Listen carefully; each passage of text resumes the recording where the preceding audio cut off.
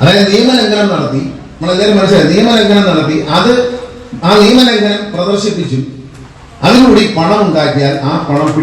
പ്രിയപ്പെട്ട ഗണേഷ് കുമാർ സാറിനോട്, സാറിനെ ഒരുപാട് സപ്പോർട്ട് ചെയ്തുകൊണ്ട് ഞാൻ വീഡിയോ ചെയ്തിട്ടുണ്ട്. സഞ്ജു ടെക്കി വണ്ടിയും കൊണ്ട് അഹങ്കാരം കാണിച്ചു, ആവശ്യത്തിനുള്ള ശിക്ഷകളൊക്കെ കൊടുക്കുക എല്ലാം ചെയ്തു.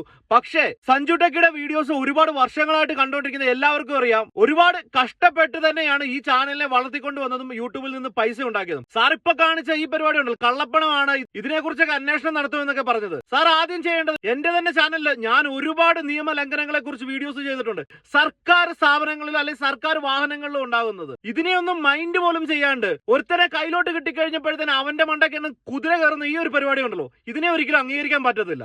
ഈ ഗതാഗത വകുപ്പുമായിട്ട് ബന്ധപ്പെട്ട് ഒരുപാട് നിയമലംഘനങ്ങൾ പല സ്ഥലങ്ങളിൽ നടക്കുന്നുണ്ട്. അതിനെയൊക്കെ നിയന്ത്രിക്കാൻ നോക്കുക. ആദ്യം ശിക്ഷ ചെയ്തവന് ആവശ്യത്തിനുള്ള ശിക്ഷ കൊടുത്തു കഴിഞ്ഞു, പക്ഷെ അത് ഒരു ഓവർ ആയി കഴിഞ്ഞാൽ ഈ കിട്ടുന്ന സപ്പോർട്ടുകളോ കയ്യടികളോ കിട്ടത്തില്ല എന്ന് ഓർത്തോണം.